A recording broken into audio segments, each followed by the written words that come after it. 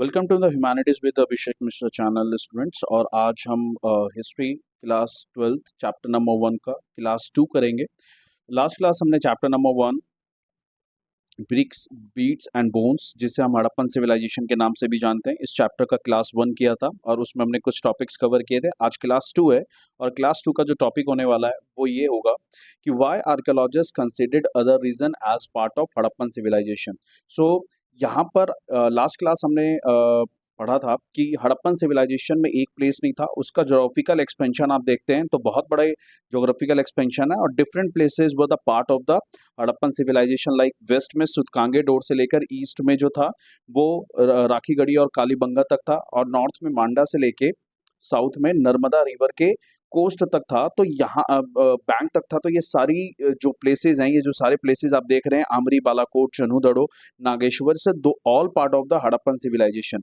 So the question is कि भाई ये कैसे पता चलता है कि ये सारे पार्ट्स हड़प्पन सिविलाइजेशन के पार्ट्स थे? आर्कियोलॉजिस्ट को कैसे पता चला कि ये जितनी भी प्लेसेस हम पढ़ रहे हैं, Mohenjodaro, Sutkagendor, Nageshwar, Dholavira, Rakhigarhi, so they all are part of the Harappan civilisation. तो इसके लिए ये एक सेपरेट एक क्वेश्चन यहाँ से रेज होता है कि why archaeologist considered the other regions as a part of Harappan civilisation. तो हड़प्पा में जो चीजें मिली उसको तो हड़प्पा सिविलाइजेशन का पार्ट मान लिया गया, बट जो अलग अलग चीज जगह जो थे, अभी हमने जस्ट थोड़ी देर पहले देखा नागेश्वर, बालाकोट, इन सबको भी क्यों हड़प्पन सिविलाइजेशन का पार्ट मान लिया गया, ऑन व्हाट बेसिस, किस बेस पे? सो यहाँ पे एक all region of Harappan sites were connected. तो जितनी भी आर्कियोलॉजिस्ट ने कुछ चीज़ों का पता लगाने की कोशिश करी और उन्हीं के बेस पर उन्होंने ये कंसीडर किया कि जितने भी हड़प्पन साइट्स मिले हैं, जितनी भी जगह देखने को मिली हैं, आइदर वो मोहनजोदाड़ो हो, सुतकांगेडोर हो, राखीगढ़ी हो, बनावली हो, कालीबंगा हो, नागेश्वर हो, लोथल हो, रंगपुर हो, ये जितने भी जो डिफरेंट हड़प्पन साइट्स हैं, दे आर वेरी कनेक्टेड। और कनेक्टेड कैसे कनेक्टेड है?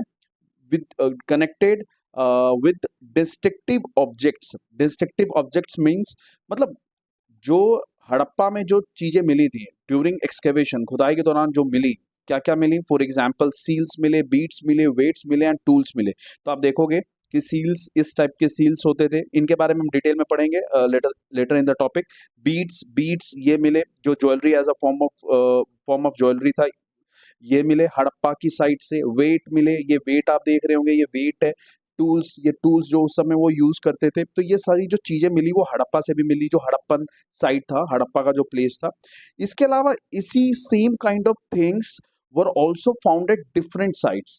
Same kind of things Harappa sites में तो वो चीजें मिली, but same kind of objects were also found in with the some of changes, some of changes. Dholavira में भी देखने को मिलता है, मोहनजोदाड़ो में भी देखने को मिलता है, नागेश्वर में देखने को मिलता है, लोथल, रंगपुर, है ना, राखीगढ़ी। सो इन सारी प्लेसेस पे जितने भी ऑब्जेक्ट्स हमें हड़प्पा में मिलते हैं, उसी शेप में, उसी साइज में, उसी रॉ मटेरियल में, उसी तरीके से जो मेथड यूज किया गया था बनाने का, वो सेम टाइप का वो इन सारे प्लेसेस में देखने को मिलते हैं। और इसलिए आर्कियोलॉजिस्ट का मानना है, सो इसलिए on the basis of that archaeologist consider that the entire region were very well connected or were part of the Harappan civilisation. So answer आपका कैसे होगा इस क्वेश्चन में? सो archaeologists found the same group of object, वही same group of object means seals, beads, weights and tools. So these were the goods, these were the objects that were found at the different Harappan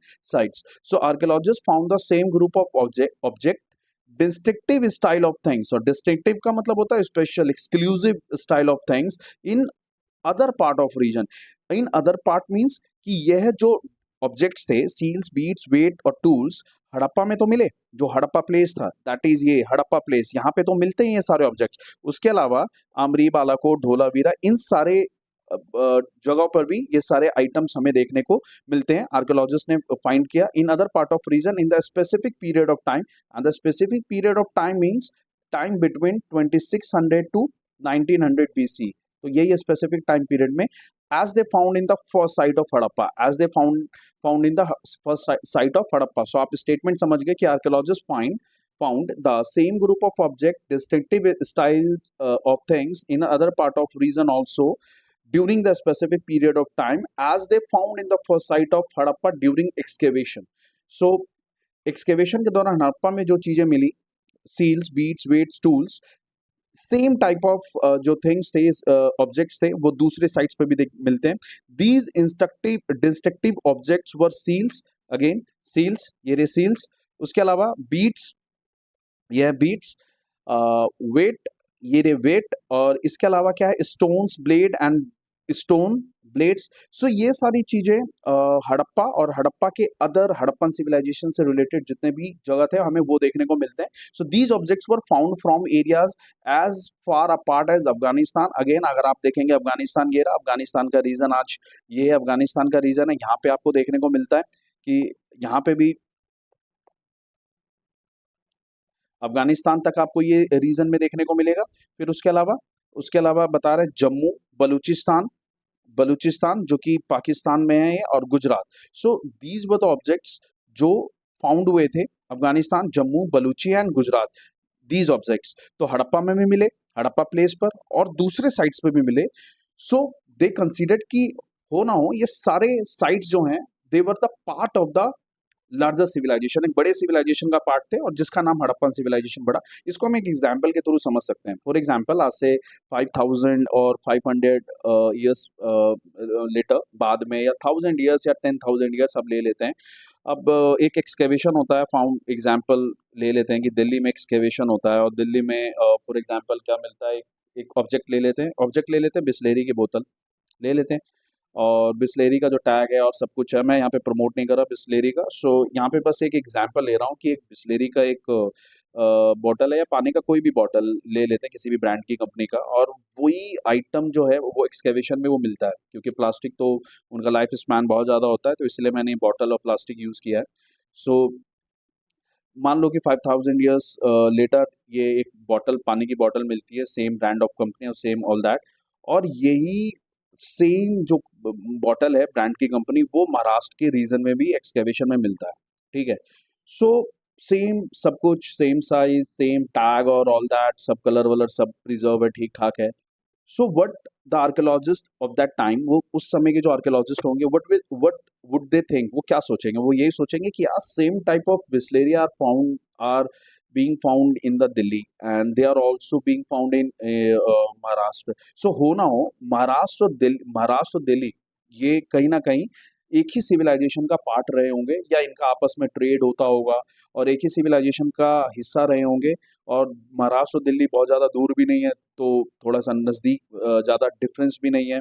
तो हो ना हो ये सारे एक ही civilisation का हिस्सा रहे होंगे, तभी हमें इनमें कॉमनैलिटीज नज़र आ रही है. सो सेम सेम ऐसे ही आर्कियोलॉजिस्ट ने उस समय के लिए यूज़ किया कि हड़प्पा में भी वो चीज़ें मिल रही हैं, और हड़प्पा के नियर अबाउट जो रेडियस रीजन्स हैं उसमें भी ये सारी चीज़ें मिल रही हैं. तो आर्कियोलॉजिस्ट ने इन एविडेंसेस के बेस पर यह कंसीडर किया कि the other regions were also the part of the Harappan civilisation. ये क्वेश्चन अगर आता है तो ये आपको एक समझ के लिए, कॉन्सेप्ट क्लैरिटी के लिए आपको ये जरूरी है. बाय द वे ये क्वेश्चन असर्शन और रीजन के बेस में आ सकता है, इसलिए थोड़ा सा आप इसको ध्यान रखेंगे. नेक्स्ट क्वेश्चन जो है what are the subsistence strategies of Harappan civilisation. So subsistence means what people use to eat that time, वो लोग क्या खाते थे, उनका उनका खाने पीने का क्या तरीका था. सो हड़प्पन सिविलाइजेशन में what were the subsistence strategy.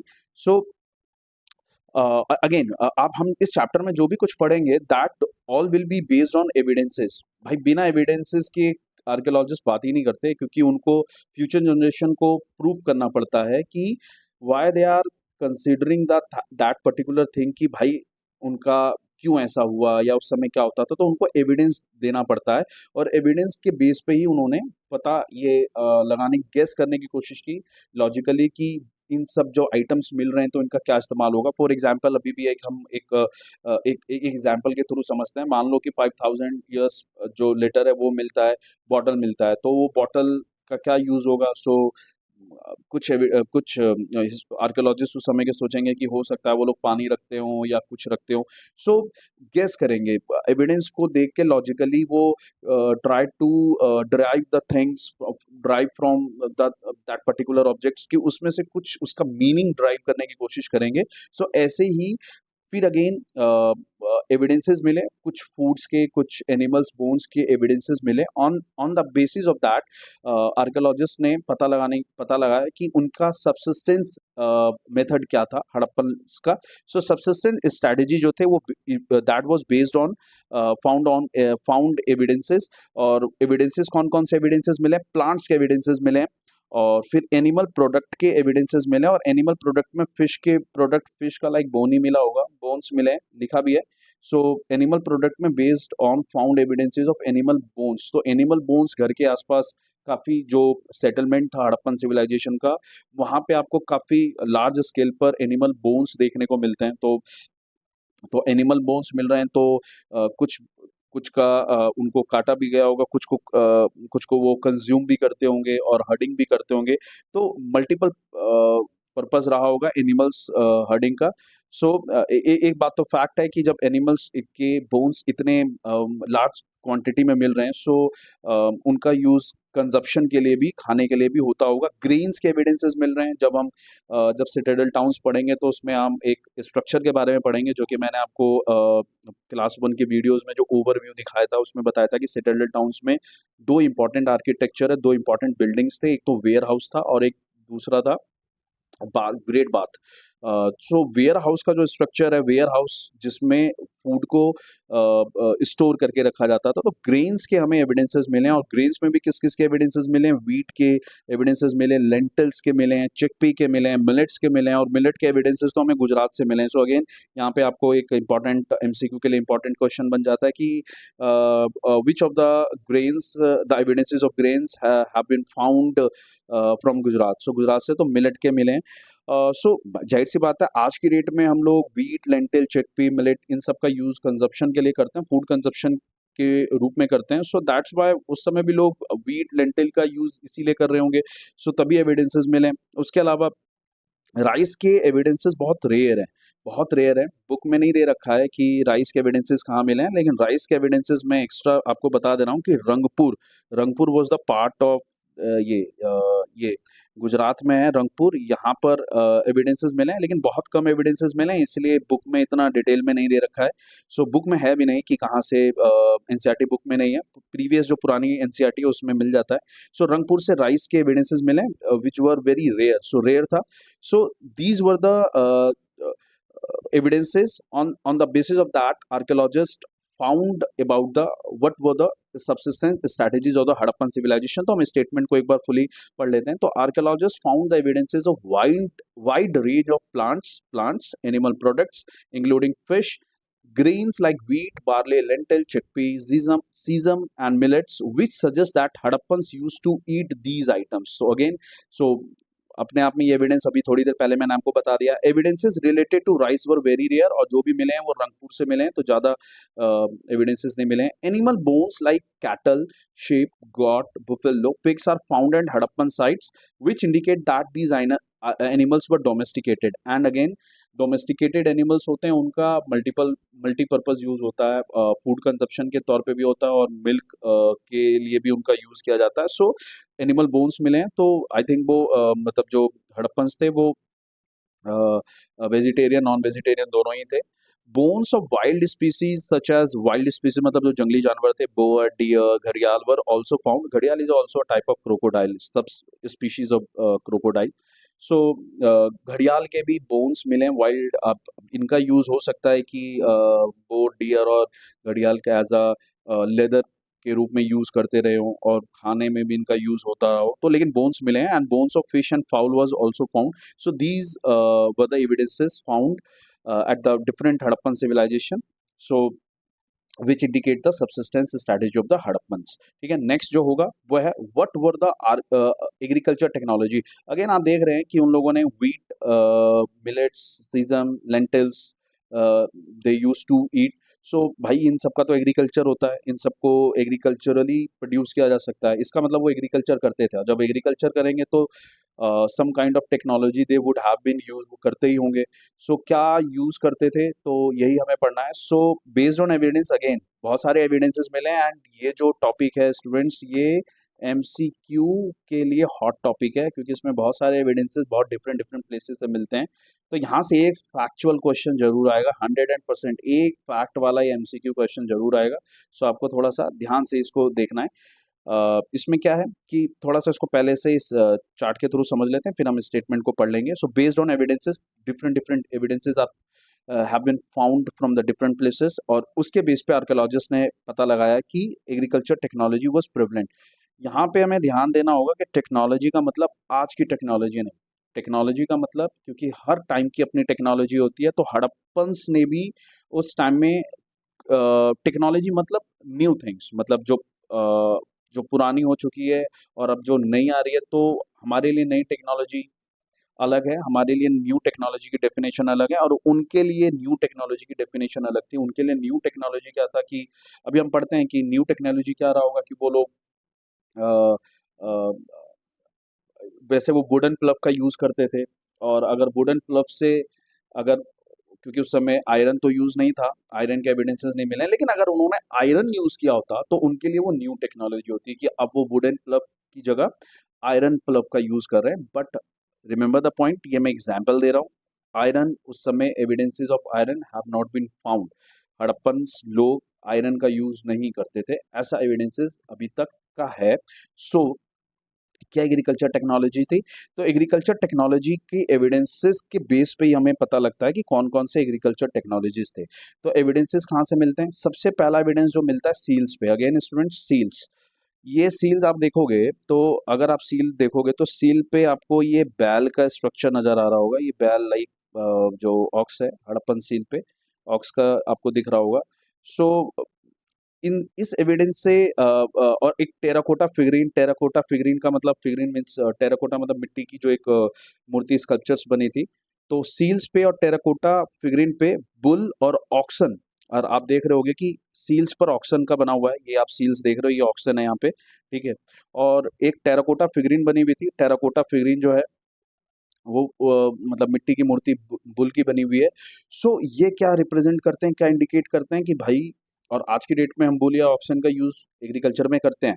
हमारे लिए पुरानी टेक्नोलॉजी है, बट उनके लिए वो समय न्यू टेक्नोलॉजी थी।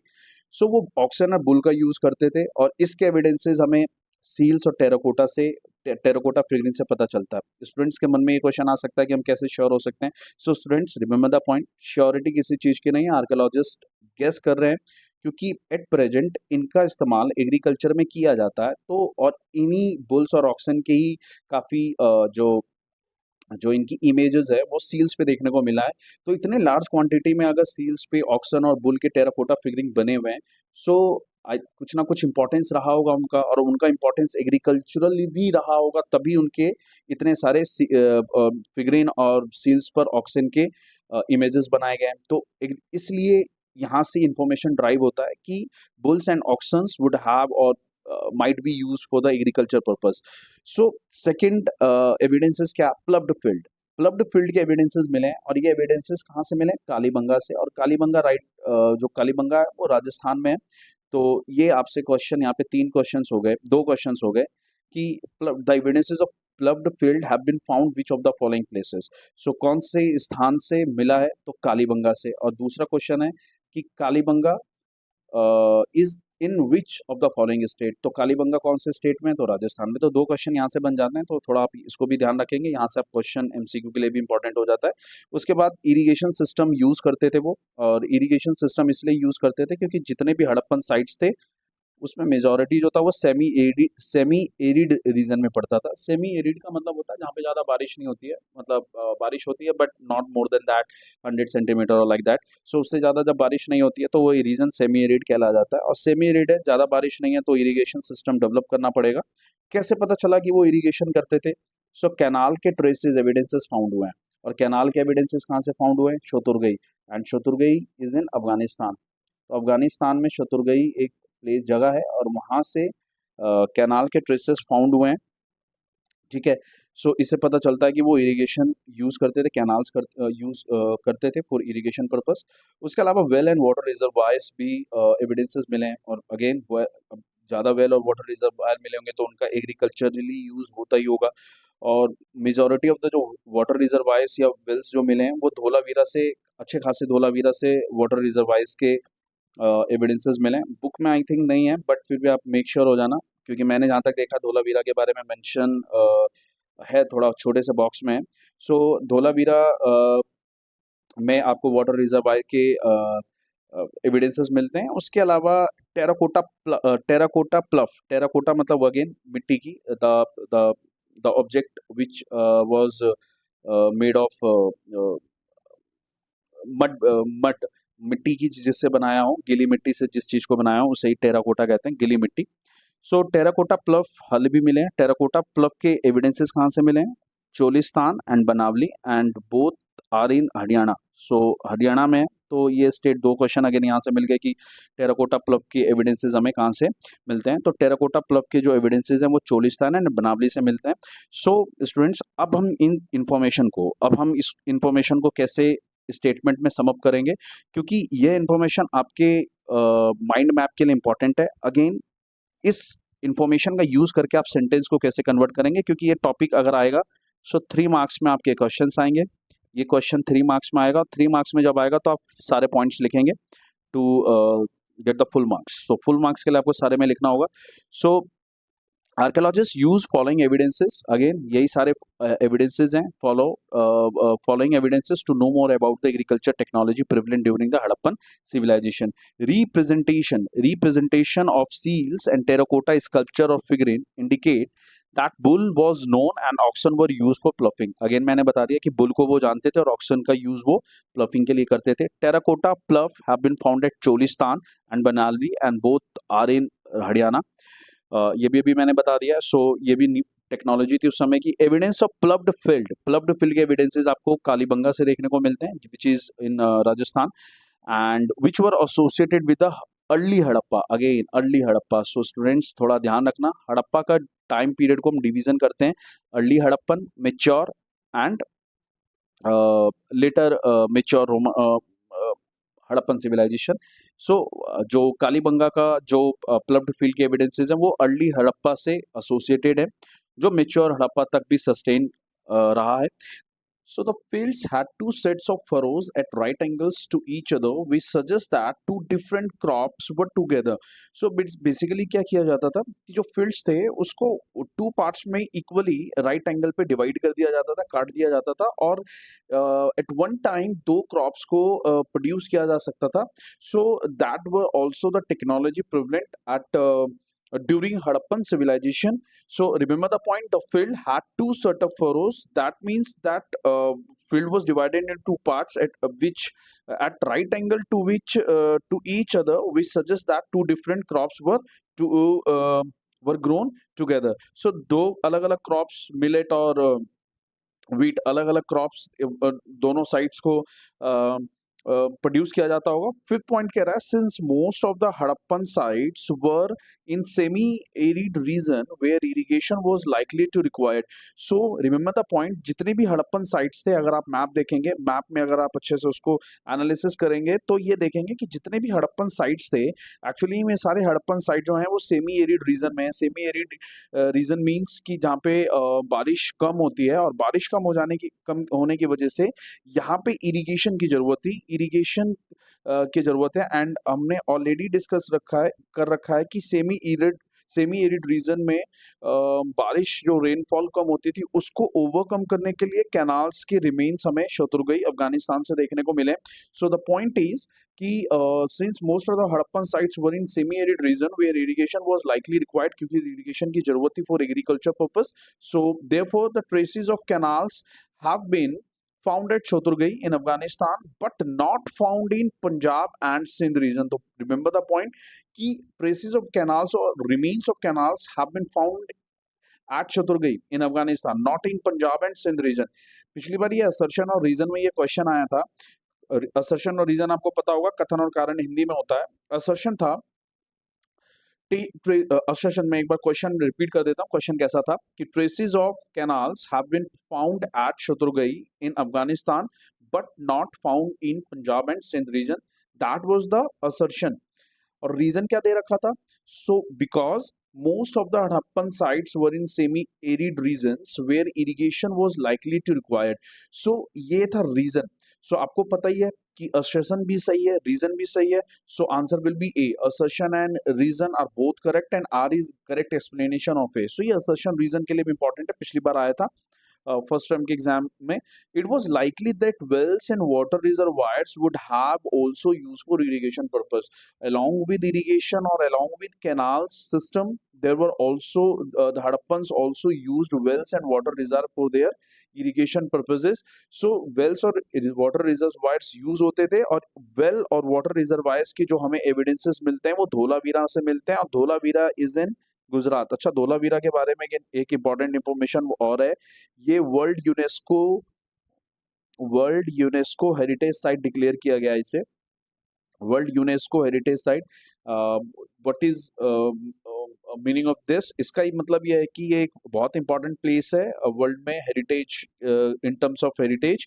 और यूनेस्को एक इंटरनेशनल ऑर्गेनाइजेशन है जो दुनिया के जितने भी हिस्टोरिकल मॉन्यूमेंटल प्लेस होते हैं उनको वो एक वर्ल्ड हेरिटेज की कैटेगरी में डाल देते हैं, ताकि उसका प्रिजर्वेशन और अच्छे से वहाँ की सरकार कर सके. So Dholavira is a part of world's UNESCO's heritage site. So ये आप ध्यान रखेंगे, यहाँ से एमसीक्यूज आने के चांसेस कम है, बट आ सकता है कि which of the following sites has been declared UNESCO's world heritage site. So that is Dholavira. So that's all for today students. Next class में हम urban feature of Harappan civilisation पढ़ेंगे, जो which is a very important, very very important topic of this chapter. और students आप लोग please इसको like and share करिए, इस चैप्टर को, इस सीरीज़ को, क्लास 1 क्लास 2 जो आने वाली अगली सीरीज़ होंगी. और जो भी आपके डाउट्स होंगे उसको over the period of time मैं उनको रिजॉल्व करने की कोशिश करूँगा. बट आप अपने डाउट्स को कमेंट्स के थ्रू हम मुझ तक पहुँचा सकते हैं. मैं कमेंट्स पढ़कर मैं आपके डाउट्स को सॉल्व करने की कोशिश करूँगा. So students, that's all for today. Thank you.